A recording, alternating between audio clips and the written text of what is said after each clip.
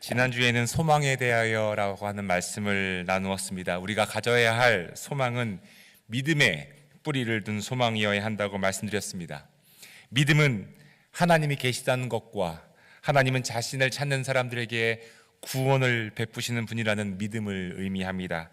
하나님의 존재와 하나님의 성품을 믿는 믿음으로 우리는 소망을 가질 수 있다는 말씀을 지난주에 드렸습니다.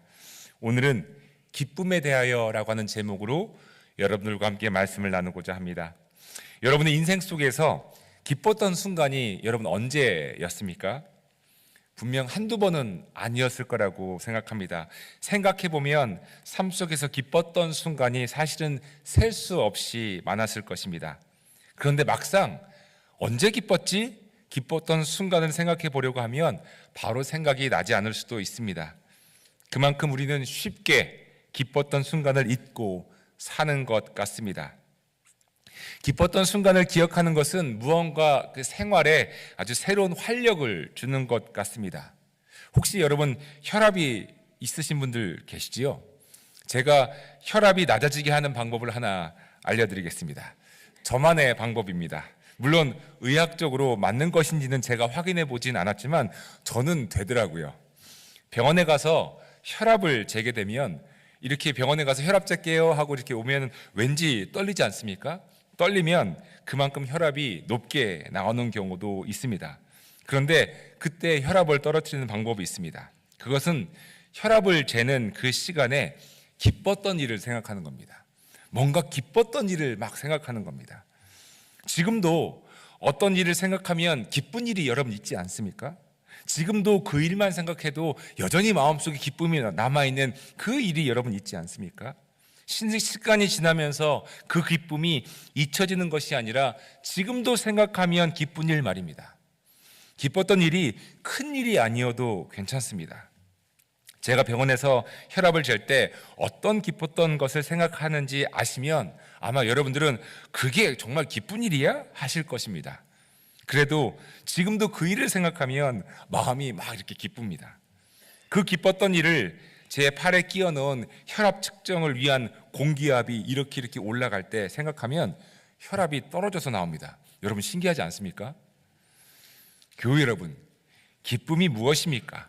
무엇이 여러분들을 기쁘게 합니까? 어디선가 본 것 같은데 남자는 새 셀폰을 사면 하루가 기쁘고 새 차를 사면 일주일이 기쁘고 새 집을 사면 한 달이 기쁘다고 합니다. 결혼을 하면 6개월은 기쁘다고 하죠. 여자분들은 어떤지 모르겠습니다. 그런데 이런 짧은 기간의 기쁨 말고 영원한 기쁨을 우리는 가지고 있습니까? 그리고 조건이 있는 기쁨이 아닌 조건이 없는 기쁨을 여러분 누리고 있습니까? 너무 기뻐서 막 눈물 날 정도로 기쁜 적이 여러분 있으십니까? 최근에 우리 있지 않았습니까? 오늘은 우리가 누릴 수 있는 기쁨에 대해서 말씀을 나누고자 합니다. 크리스찬이라고 하면은 누릴 수 있는 기쁨 말입니다. 오늘 말씀을 통해 우리 안에 샘솟듯 솟아나는 기쁨을 경험하고 그 기쁨을 선택하는 우리 모두가 되기를 간절히 바라며 축복해 드립니다. 아멘. 아멘. 오늘 아침에 앞에 와서 오늘 예배를 위해서 기도하는데 우리가 잘 아는 복음성가 가사가 생각나더라고요. 여러분 모두 다 아실 거예요. 내게 샘솟는 뭐죠? 걱정 이거 아니죠, 그렇죠? 샘솟는 걱정이면 어떻게 살아갑니까? 내게 샘솟는 기쁨, 그 기쁨을 함께 나누고 싶습니다, 여러분. 얼굴은 그 사람의 내면을 어느 정도 보여주고 있는 것 같습니다. 제가 안경을 이렇게 벗었습니다. 뭔가 가리는 것 없이. 우리는 가끔 얼굴이 밝다 아니면 얼굴이 어둡다라는 표현을 합니다. 여러분의 얼굴이 지금 밝은 것 같습니까? 아니면 어두운 것 같습니까? 거울을 보시면 여러분 아시죠? 걱정과 근심과 염려가 그리고 불만이 가득한 사람의 얼굴이 밝고 환하기는 어렵습니다. 반면 기쁨과 감사와 감격이 가득한 사람의 얼굴이 어둡기도 어렵습니다. 밝습니다. 기쁨이 넘치는데 어둡겠습니까? 오늘 본문 말씀을 묵상하면서 본문 말씀에 나오는 사람들의 얼굴 표정을 생각해 보았습니다. 바울과 실라 말입니다. 그들의 얼굴은 어땠을까 하고 말입니다. 오늘 본문 말씀의 배경을 설명해 드리겠습니다. 바울과 실라, 이 두 사람은 빌립보 지역에 가서 예수님을 전하였습니다. 그런데 그곳에 귀신이 들려서 점을 치는 한 여자가 있었는데, 이 여자는 주인들의 돈벌이로 이용되었던 사람이었습니다. 귀신이 들렸기 때문에 사람들에게 점을 쳐주며 돈을 받고 그 돈을 주인들이 갈취해 간 그런 상황이었던 것이죠. 바울은 그 귀신 들린 여인이 자신을 쫓아오며 며칠을 귀찮게 하기에 그 여인에게서 귀신을 내쫓았습니다. 귀신이 떠난 그 여인은 더 이상 점을 칠 수가 없었고, 돈벌이가 끊어진 주인들이 바울과 실라를 붙잡고 관원들에게 끌고 갑니다.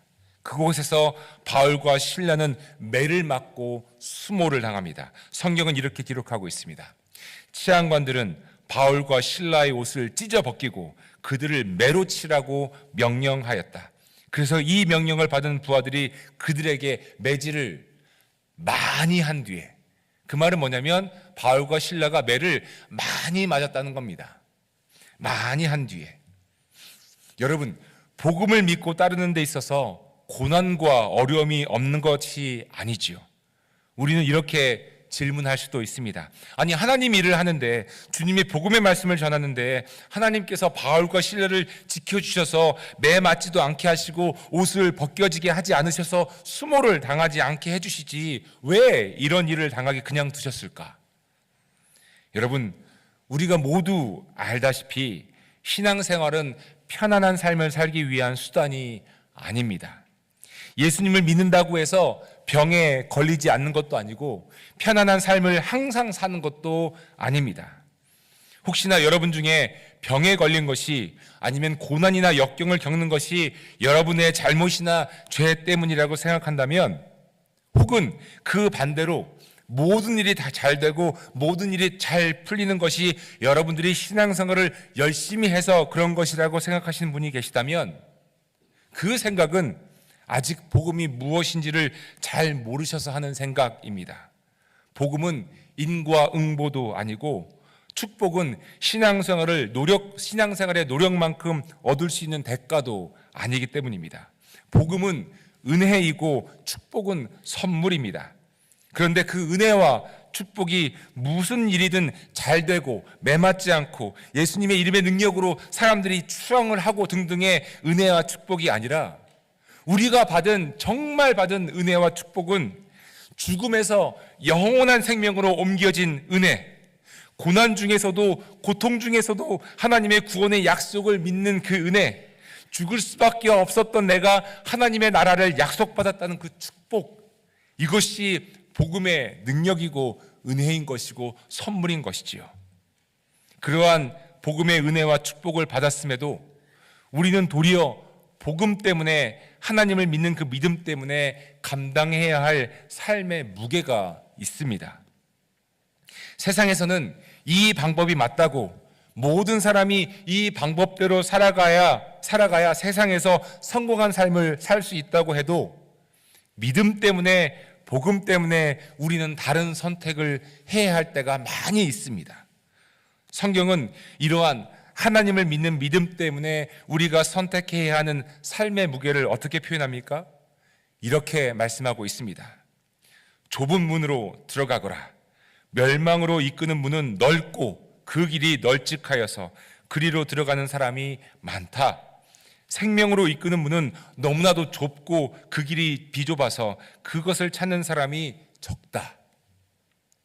예수 그리스도의 복음을 전하고 그 복음을 실천하는 삶은 좁은 문을 선택하는 것과 같습니다. 세상의 방법이 아닌 은혜의 방법을 선택했기 때문에 그렇지요. 그 은혜는 부활의 영광만이 있는 은혜가 아닙니다. 십자가의 죽음이 또한 있는 은혜이지요. 십자가의 죽음이 있어야 부활의 영광이 있을 수 있기 때문입니다. 제가 예수 그리스도의 복음을 전하고 그 복음을 실천하는 삶이 좁은 문을 선택한 것과 같다라고 말씀드렸는데, 여러분, 이런 질문이 생기지 않습니까? 예수 그리스도의 복음을 전하고 그 복음을 실천해야 한다고 하는데, 그러면 그 복음이 도대체 무엇이냐라고 하는 겁니다. 어떤 복음을 우리가 전하고 어떤 복음을 실천한다는 말인가? 라고 하는 질문 말이죠. 이 질문은 믿음이 없어서 복음이 무엇인지 몰라서 하는 질문이 아닙니다. 당연한 우리의 질문이어야 하고 매 순간 가지고 있어야 하는 질문입니다. 이것이죠. 복음이 무엇이지? 하는 질문 말입니다. 예수 그리스도의 복음이 무엇입니까? 그리고 그 복음이 무엇이길래 그 복음을 실천해야 한다는 말인가요? 우선 복음에 대해서 설명을 드리겠습니다. 복음에는, 여러분 잘 들어주시기 바랍니다. 복음에는 여러 문화적, 사회적, 시대적 옷들이 입혀져 있습니다. 복음이 변한다거나 복음이 변질되었다는 말씀이 아니라 복음의 적합성, adaptability of the gospel, 복음의 적합성과 복음의 수용성을 말씀드리는 것입니다. 복음이 사람들에게 받아들여지기 위해서는 복음은 문화적으로, 사회적으로, 그리고 시대적으로 다른 옷을 입게 된다는 말씀이지 복음 그 자체가 변한다는 말씀은 아닙니다. 그런데 이렇게 문화적, 사회적, 시대적으로나 이 시대적으로 옷을 입고 있는 이 복음에서 이러한 모든 옷을 벗겨낸, 그러니까 문화적으로나 사회적으로나 시대적으로나 상관없이 변하지 않는 복음, 그 안에 있는 순수한 복음이 무엇이냐라고 하는 것이죠. 시대가 변해도, 문화가 바뀌어도, 사회가 바뀌어도, 아무리 시간이 흘러도 변치 않는 복음, 여러분 그것은 사랑입니다. 사랑. 복음의 핵심은 사랑입니다. 어떤 사랑입니까? 하나님께서 자신의 아들 독생자 예수 그리스도를 우리를 위해 죽게 하기까지 사랑하신 그 사랑 말입니다. 예수 그리스도의 사랑은 십자가에서 우리를 대신해서 죽으신 사랑입니다. 그 사랑이 복음의 핵심이고, 믿음은 하나님께서 우리를 죽기까지 사랑하신다고 하는 그 복음을 믿는 것, 그것을 의미하죠. 하나님의 사랑을 믿고 하나님의 사랑을 실천하는 것은 좁은 문을 선택하는 것과 같다는 말씀입니다. 경쟁에서 이기고 성취해서 누리고 더 높게 올라가고 더 많이 소유하고 이러한 세상에서의 자기의 목표를 이루는 것이 모두가 추구하는 넓은 문이라고 한다면, 복음을 믿는 우리들은 하나님의 사랑을 전하고 실천하는 좁은 문을 선택해야 하는 사람들이어야 합니다. 왜냐하면 하나님께서 우리를 사랑하신다고 하는 것이 복음이고, 이 복음으로 우리는 영원한 생명의 소망을 가지고 있기 때문입니다. 복음은 기쁘고 복된 소식입니다. 십자가를 통해 증거되고 부활을 통해 확인된 하나님의 사랑은 우리 모두에게 기쁘고 복된 소식입니다. 하나님이 우리 한 사람 한 사람을 죽기까지 사랑하신다고 하는 그 하나님의 사랑은 우리 모두에게 기쁨의 소식이고 복된 소식인 것이지요. 그런데 여러분, 우리는 정말 이 복음을, 기쁘고 복된 소식을 받아들이고 있습니까? 하나님이 우리를 사랑하신다고 하는 그 기쁘고 복된 소식을 우리는 정말 믿고 있습니까? 믿는다면 우리의 삶이 평탄해서 기쁜 것이 아니고, 우리의 삶 속에 고난과 시련이 없어서 기쁜 것이 아니라 그 복음 자체 때문에, 그 하나님의 사랑 그 자체 때문에 우리는 기뻐해야 합니다. 고난과 시련 속에서도 우리를 죽기까지 사랑하시는 하나님의 사랑이 있기에 당연히 기뻐해야 하지요. 바울과 실라가 그랬습니다. 오늘 본문 말씀의 배경을 계속해서 이어가겠습니다. 결국 바울과 실라는 옷이 벗겨지고 매를 맞은 후 감옥에 갇히게 됩니다. 그냥 갇힌 것이 아니라 발에 족쇄가 채워져서 감옥에 갇히게 됩니다. 몸이 얼마나 아팠겠습니까? 매를 그냥 맞은 것이 아니라 성경에 보니까 많이 맞았다고 되어 있습니다. 마음은 얼마나 상했겠습니까? 옷이 다 벗겨졌습니다. 사람들 앞에서 수치를 당했습니다. 몸도 아프고 마음도 이렇게 상한 상태에서, 그런데 바울과 실라는 실로 놀라운 일을 합니다. 그것이 무엇입니까? 이러한 상황에서 바울과 실라가 하나님을 예배합니다. 성경은 이렇게 기록합니다. 한밤중 되어서 바울과 실라가 기도하면서 하나님을 찬양하는 노래를 부르고 있는데 죄수들이 듣고 있었다. 몸도 성치 않고 발은 족쇄로 묶여있는 감옥에서 바울과 실라가 기도하면서 하나님을 찬양하는 노래를 부릅니다. 어떻게 그럴 수 있었을까요? 어떻게 바울과 실라는 고난과 역경과 매맞음과 감옥에 갇힌 상황에서도 하나님을 찬양할 수 있었을까요? 그것은 그들이 복음 때문에 가지고 있었던, 세상이 빼앗을 수 없었던, 매맞은 것으로부터도 빼앗길 수 없었던 하나님을 향한, 복음을 향한, 하나님의 사랑을 향한 기쁨 때문이었습니다. 그러한 상황에서도 하나님을 찬양할 수 있었던 것은 하나님의 사랑을 온전히 믿었기 때문이었습니다. 나를 위해 죽으신 예수 그리스도의 사랑을 온전히 믿었기 때문에 그 예수님의 사랑으로 인해 그들에게는 기쁨이 그칠 수 없었습니다. 그래서 하나님을 찬양했고 같이 있던 모든 죄수들이 기도 소리와 찬양 소리를 들을 수 있었습니다. 그때 기적이 일어납니다. 하나님을 예배할 때 기적이 일어났습니다. 기도와 찬송을 하는데 기적이 일어납니다.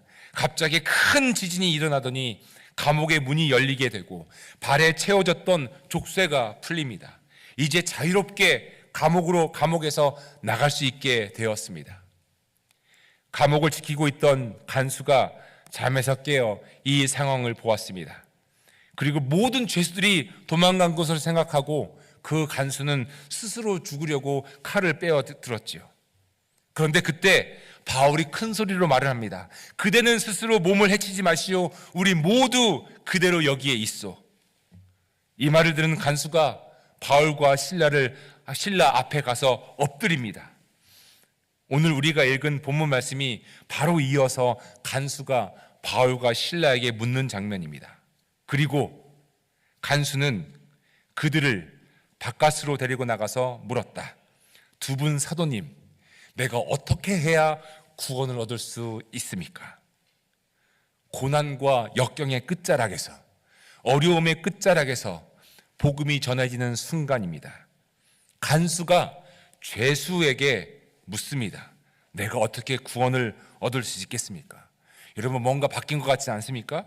죄수가 간수에게 내가 어떻게 해야 감옥에서 빨리 나갈 수 있겠습니까? 라고 물어야 되는데 완전히 바뀌어서 간수가 죄수에게 묻습니다. 어떻게 해야 구원을 얻느냐고 말입니다. 이때 바울과 실라가 이렇게 말을 합니다. 굉장히 유명한 성경 구절입니다. 우리가 읽는 새번역 성경이 아닌 개역 개정 성경으로 보시겠습니다. 주 예수를 믿으라. 그리하면 너와 내 집이 구원을 받으리라. 아멘. 주 예수를 믿으라. 그리하면 너와 내 집이 구원을 받으리라. 성경은 정확하게 이렇게 말씀합니다. 너와 내 집이 구원을 받으리라. 예수를 믿는 것, 십자가에서의 죽으심과 부활을 믿는 것, 그리고 그것이 우리를 사랑하신 하나님의 사랑 때문이라는 것, 이 하나님의 사랑을 믿는 것은 나만을 위한 독자적인 구원, 개인적인 구원을 위한 것이 아니라 온 집안이 함께 구원을 받는 능력인 것입니다. 바울과 실라가 그것을 선포합니다. 주 예수를 믿으라. 그리하면 너와 내 집이 구원을 받으리라. 사랑하는 교회 여러분, 기쁨은 여기에 있습니다. 복음이 기쁨의 이유이고 우리가 구원을 받았다고 하는 사실이 기쁨의 이유입니다. 주 예수를 믿는 것으로 우리에게는 세상이 알 수 없는 기쁨이 있어야 합니다. 왜냐하면 나와 내 집안이 구원을 받았기 때문입니다. 이 선포의 말씀, 주 예수를 믿으라. 그리하면 너와 내 집이 구원을 받으리라 하는 말씀을 들은 간수는 바울과 실라를 자신의 집으로 데리고 갔고, 그곳에서 바울과 실라는 하나님의 말씀을, 기쁘고 복된 소식을 그 간수와 그 모든 가족에게 들려줍니다. 그리고 온 식구들은 바울과 실라로부터 세례를 받습니다. 그리고 성경은 이렇게 기록하고 있지요. 간수는 그들을 자기 집으로 데려다가 음식을 대접하였다.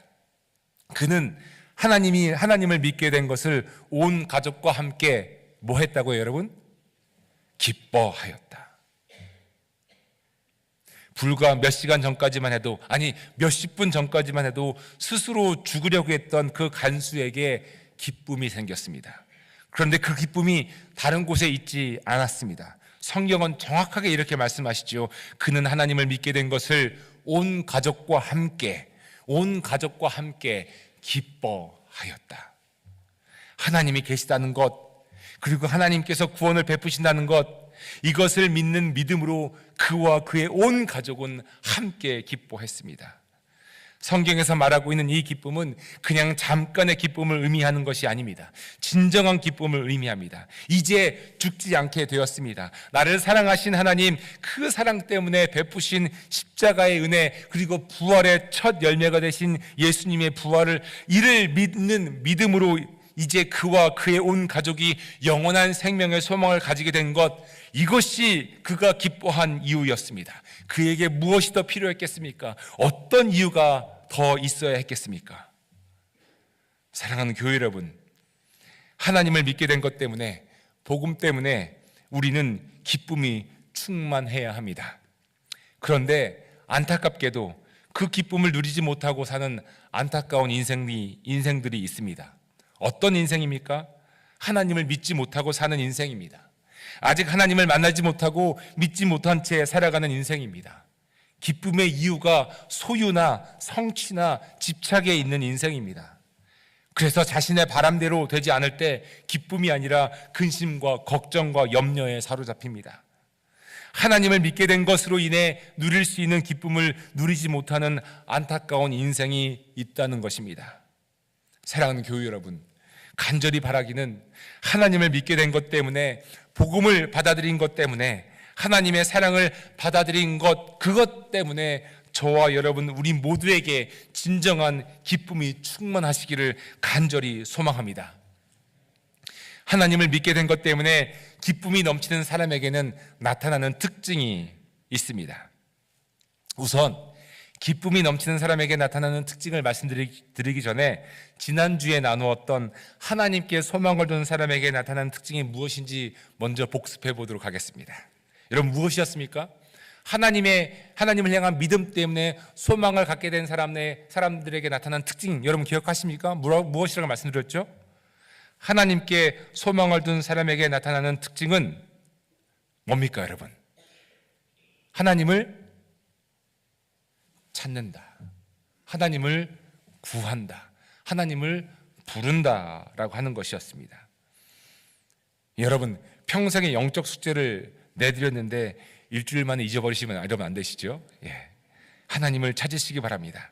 하나님을 부르는 겁니다. 하나님, 왜 그렇죠? 하나님이 계시다는 것과 하나님은 자기를 찾는 자들에게 상 주시는 이심을 믿어야 할지라라고 말씀하신 히브리서 11장 6절 말씀에 기초하여 하나님이 계시기 때문에, 또 하나님을 찾는 사람에게는 하나님을 상을 주시기 때문에, 그 소망 때문에 우리는 하나님을 당연히 부르는 것이지요. 하나님 하고 하나님을 부르는 것이지요. 그 전주에 여러분, 하나님께 감사하는 사람의 특징을 또한 말씀드렸습니다. 여러분 기억하십니까? 무엇입니까? 하나님, 모든 것에 미리 감사드립니다 하는 믿음에 근거한 감사의 고백이라고 말씀드렸습니다. 과거, 현재 때문에만 감사하는 것이 아니라 내가 알지 못하는 미래에 대해서도 미리 감사할 수 있는 것은 하나님이 누구인가를 믿는 그 믿음에 근거한 감사라고 말씀드렸죠. 따라서 소망과 감사가 있는 사람은 하나님을 찾으며 하나님께 모든 것에 대해 미리 감사하는 사람입니다. 여기에 덧붙여서 한 가지 더 추가하겠습니다. 기쁨이 넘치는 사람에게 나타나는 특징은 무엇이겠습니까? 하나님을 믿게 된 것으로 인해 기쁨이 넘치는 사람에게 나타나는 특징은 하나님을 찬양한다는 것입니다. 하나님을 찬양하는 것이지요. 하나님을 시도 때도 없이 찬양하는 것입니다. 왜 그렇죠? 기쁜 사람은 무엇을 합니까? 여러분, 기쁜 일이 막 벌어졌을 때, 정말 기쁠 때 여러분 뭐 하죠? 여러분 샤워하면서 노래해 보신 적 있으십니까? 샤워실에서 샤워하면서 노래 한번 해보십시오. 왠지 내가 노래를 굉장히 잘하는 것 같습니다. 왜냐하면 이 좁은 샤워실에서의 나의 목소리가 이렇게 울려서 들리기 때문에 착각할 수도 있는데요. 여러분 샤워하면서 노래하신 적 있으십니까? 샤워하면서 내게 강 같은 평화 해보신 적 있으십니까? 누가 보면 정신 나간 사람인가? 라고 볼 수 있겠지만 기쁜 사람은 노래를 부릅니다. 여러분, 찬양대원분들 여러분 그렇지 않습니까? 노래 부르지 않습니까? 하나님 찬양하지 않습니까? 간절히 바라기는 여러분 우리에게 이러한 찬양이 가득하기를 바랍니다.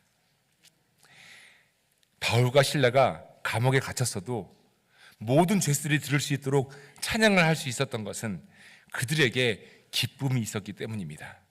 하나님을 믿게 된 것에 대한 기쁨이 그들에게 있었기 때문이죠.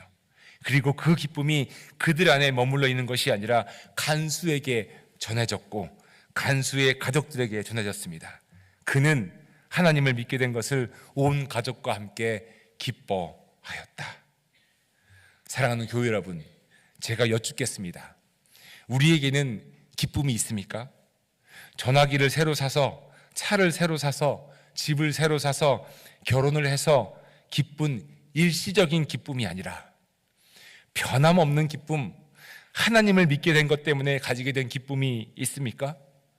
간절히 바라기는 우리 모두에게 세상에 빼앗을 수 없는 기쁨, 하나님을 믿게 되어서 가지게 된 참 기쁨이 항상 흘러넘치기를 간절히 바랍니다. 이제 말씀을 정리하고자 합니다. 기쁜 사람의 얼굴에는 기쁨이 넘칩니다. 교회 여러분, 복음, 즉 하나님의 사랑 때문에 우리 모두의 얼굴에 기쁨이 넘치시기를 바랍니다. 고난과 환난이 꺾을 수 없는 기쁨, 억울한 누명으로 감옥에 갇혔어도, 발에 족쇄가 채워졌어도, 옷이 벗겨지고 매를 맞았어도 그 밤에 기도하며 하나님을 찬양할 수 있었던 바울과 실라가 가지고 있었던 그 기쁨이 우리에게도 충만하기를 간절히 바랍니다. 기쁨은 우리의 생각과 마음과 몸을 새롭게 하는 능력이 있습니다. 혈압을 재실 때 한번 해보시기 바랍니다. 여러분 이렇게 해보시는 겁니다. 나는 하나님을 믿게 된 것을 정말 감사하고 내가 죽을 수밖에 없는 내가 이렇게 영원한 생명을 가지고 있다는 거 하는 것이 너무나도 기뻐. 우와, 나 같은 사람을 살리신 하나님의 사랑에 나는 너무나도 감격해. 여러분 너무 감격하시면 심장 박동수가 올라가서 혈압이 조금 높게 나올 수 있을지도 모르겠습니다만 분명한 건 하나님을 믿게 된 것으로 기뻐하는 것은 누구도 빼앗을 수 없는 조건이 없는 기쁨입니다. 나뿐만이 아니라 내 가족들을 구원시키는 복음, 주 예수를 믿으라 그리하면 너와 내 집이 구원을 받으리라 말씀하신 복음의 능력 때문에 기뻐하는 우리 와시다 한인교회 모든 교우님들과 방송으로 예배에 참여하시는 모든 성도님들이 되시기를 간절히 소망하며 주님의 이름으로 축복해드립니다.